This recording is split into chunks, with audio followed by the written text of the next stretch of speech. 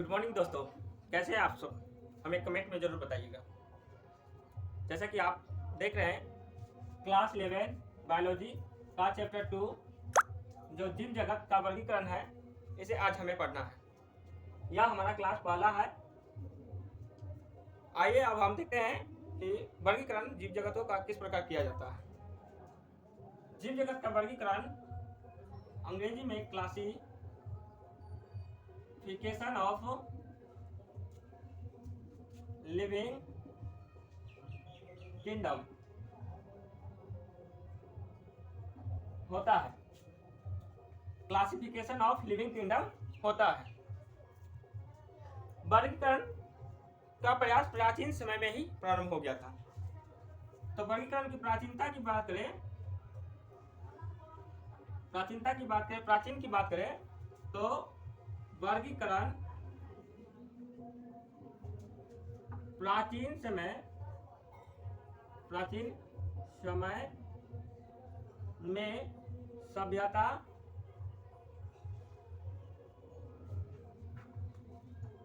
के प्रारंभ में शुरू हो गया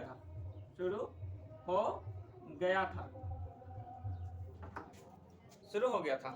बताया गया मानवों ने वर्गीकरण करने का अनेक प्रयास किए। मानवों ने वर्गीकरण करने का अनेक प्रयास किए।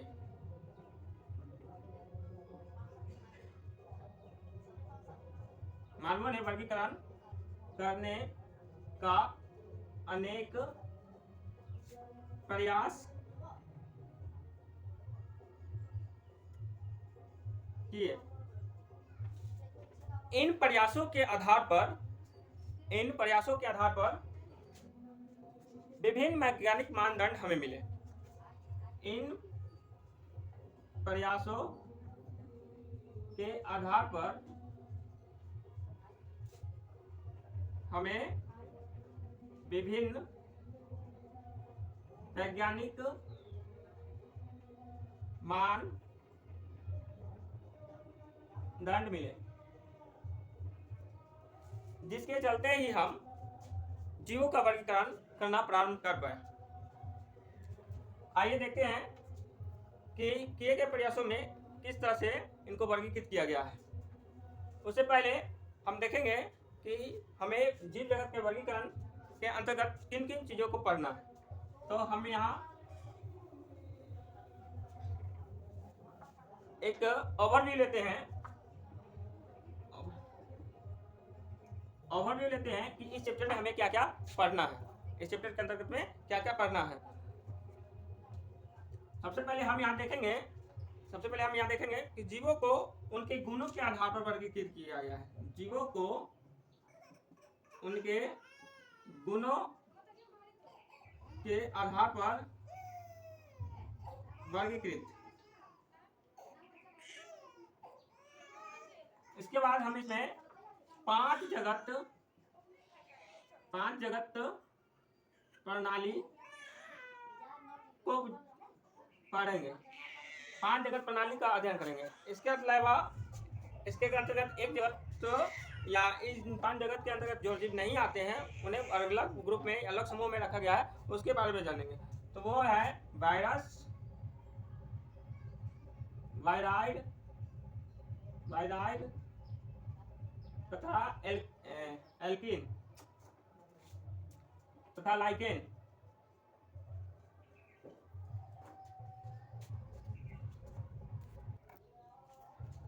दोस्तों, आप सब भी इन चीजों को नोट करते चलेंगे। आगे देखते हैं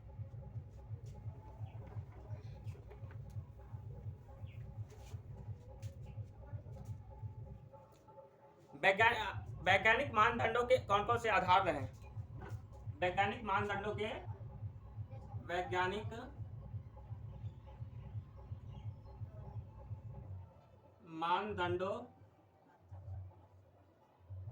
के आधार हम यहाँ देखेंगे कि वैज्ञानिक कौन कौन से वैज्ञानिक आए और किस तरह से जीवों का वर्गीकरण करना प्रारंभ किए, उनके आधार देखेंगे। जैसे कि हमने देखा कि प्राचीन समय से ही मानव ने जीवों का वर्गीकरण करना प्रारंभ कर दिया था और इस वर्गीकरण के प्रयास के माध्यम से ही हमें वैज्ञानिक मानदंड मिले और इन वैज्ञानिक मानदंडों के आधार पर कौन कौन से वैज्ञानिक आए जीवों को वर्गीकृत किए। सबसे पहला हम यहाँ प्रारंभ में जीवों का वर्गीकरण करने का प्रयास जो किए वह अरस्तु थे।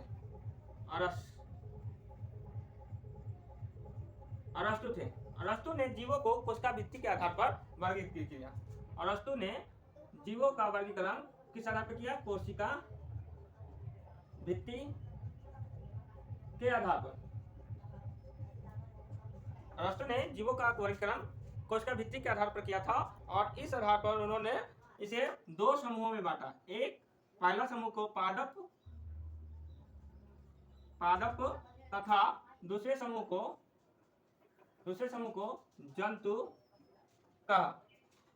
को जंतु कहा या इसे एनिमेलिया भी बोलते हैं।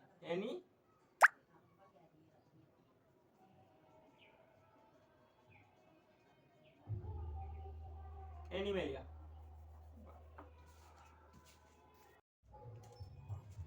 तो दोस्तों वैज्ञानिक मानदंडों के आधार पर विभिन्न वैज्ञानिकों ने जीवों का वर्गीकरण अलग अलग समूहों ग्रुपों में किया।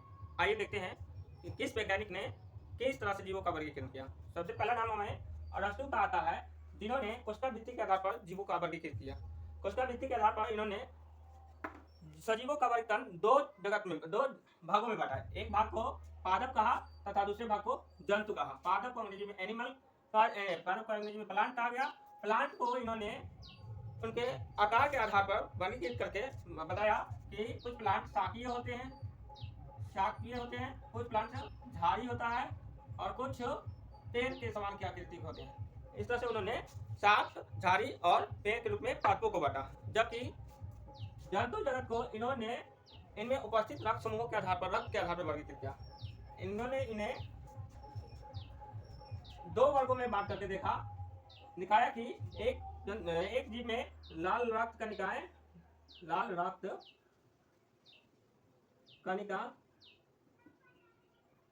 कणिका उपस्थित होते हैं तथा दूसरे में बताया कि लाल रक्त कणिका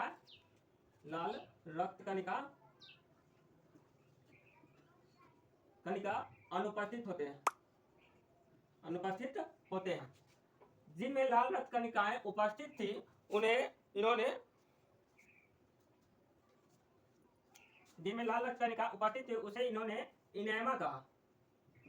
इनेमा कहा और जिनमें लाल रक्त कणिकाएं अनुपस्थित थी उसे इन्होंने एनेमा कहा। इनेमा और एनेमा में इन्होंने बांटा। जो जिनमें लाल रक्त कणिका उपस्थित थी इसको भी इन्होंने दो वर्गों में बांटा, जिसमें से एक वर्ग इन्होंने दो वर्ग में बांटा जिसमें एक अंडा देने वाला और दूसरा जन्म देने वाला होता है। अंडा देने वाला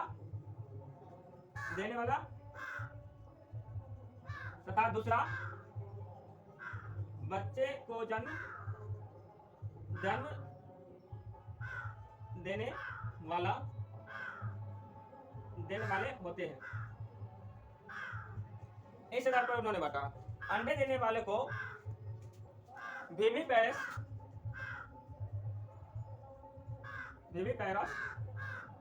तथा बच्चे देने वाले को ओविपेरस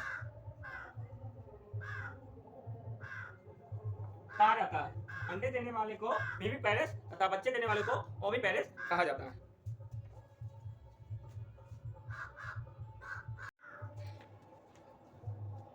अरस्तु के बाद एक और वैज्ञानिक आते हैं जिनका नाम कैरोलस लिनियस है।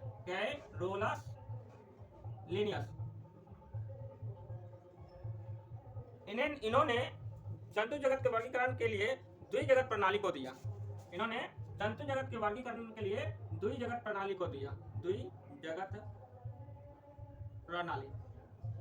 द्विजगत प्रणाली या पद्धति को दिया। द्विजगत पद्धति जो अरस्तु का वर्गीकरण था उसमें पादप तथा जंतु थे, उसमें जगत शब्द नहीं जुड़ा हुआ था। जगत का अर्थ यह है कि विभिन्न स्थानों, विभिन्न जगहों पर पाए जाने वाले जीवों के विषय में इन्होंने बताया। कैरोलिनस ने और जबकि अरस्तु ने किसी खास स्थान पर पाए जाने वाले जंतु का ही वर्गीकरण करके बताया था और उनमें विभिन्नता क्या था बांट के बताया था। लेकिन कैरोलस लिनियस ने विभिन्न स्थानों पर पाए जाने वाले जो जीव है उन सभी जीवों का वर्णन करके जगतपति को दिया और उन्होंने अपने वर्गीकरण के पद। अरस्तु के बाद कैरोलस लिनियस नामक वैज्ञानिक आते हैं। अरस्तु के बाद कैरोलस लिनियस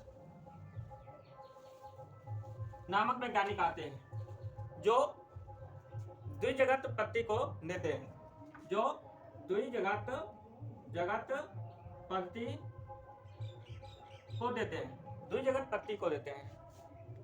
कैरोलस लिनियस अपने वर्गीकरण के इस पत्ति में अरस्तु के वर्गीकरण में जगत शब्द को जोड़ करके वर्गीकृत करते हैं। इस आधार पर कैरोलस लिनियस भी अरस्तु के वर्गीकरण पत्ति में जैसे पादप, तो पादप में जगत शब्द को जोड़ देते हैं और जंतु में जंतु जगत शब्द जोड़ते हैं। जंतु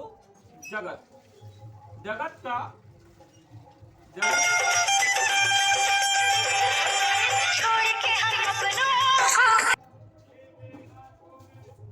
जगत को अंग्रेजी में किंगडम कहा जाता है। अब जगत क्या है, तो अरस्तु ने किसी खास स्थान पर जीवों को देख करके वर्गीकृत किया था, जबकि जगत का अर्थ होता है विभिन्न स्थानों पर पाए जाने वाले जीव, विभिन्न जगहों पर पाए जाने वाले जीव। तो विभिन्न जगहों के लेकर के कैरोलस लिनियस ने जीवों का वर्गीकरण प्रस्तुत किया था और इसी आधार पर उन्होंने अरस्तु के वर्गीकरण में जगत शब्द जोड़ दिया। पादप जगत विभिन्न स्थानों पर जो पादप है उन सभी स्थानों के पादपों का यानी पौधों का जिक्र किया तथा जंतु जगत विभिन्न प्रकार के विभिन्न स्थानों पर पाए जाने वाले जंतुओं का वर्गीकरण किया। इसके बाद एक वैज्ञानिक हिक्कट आते हैं जो इस जगत में एक प्रोटिस्टा जगत को जोड़ करके इसे 3 भागों में वर्गीकृत करते हैं और इस आधार पर हिक्कट को 3 जगत प्रणाली, 3 जगत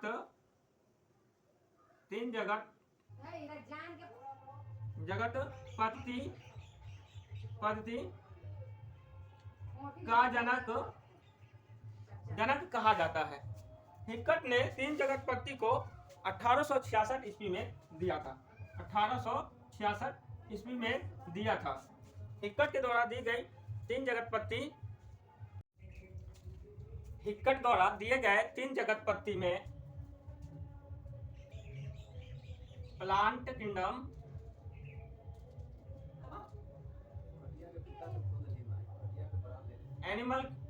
एनिमेलिया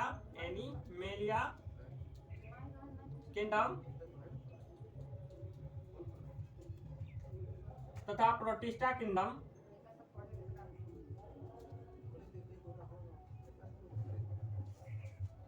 किंगडम है। हिक्कट के बाद कोपलैंड नामक वैज्ञानिक आते हैं। हिक्कट के बाद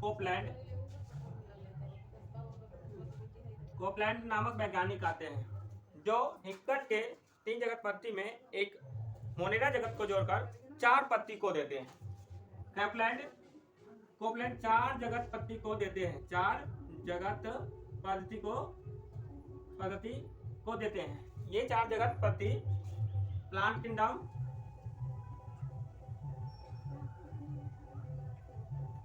एनिमेलिया किंगडम,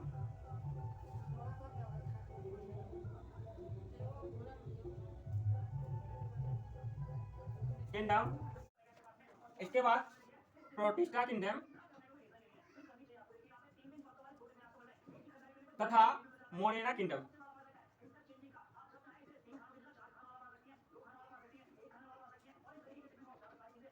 को दिया इन्होंने। तो कोपलैंड ने 4 जगत प्रणाली को दी थी और 4 जगत प्रणाली में पहला था प्लांट किंगडम, दूसरा एनिमेलिया किंगडम, तीसरा प्रोटिस्टा किंगडम और चौथा मोनेरा किंगडम। इसके बाद 5 जगत प्रणाली आते हैं। 5 जगत प्रणाली को R.H. विक्टर नामक वैज्ञानिक प्रस्तुत करते हैं। इन्होंने इस जगत में फंजाई जगत जोड़ करके 5 जगत प्रणाली को दिया। R.H. विक्टर ने 5 जगत प्रणाली को दिया। इस 5 जगत प्रणाली में पादप जगत, जंतु जगत, फंडाई जगत, प्रोटिस्टा जगत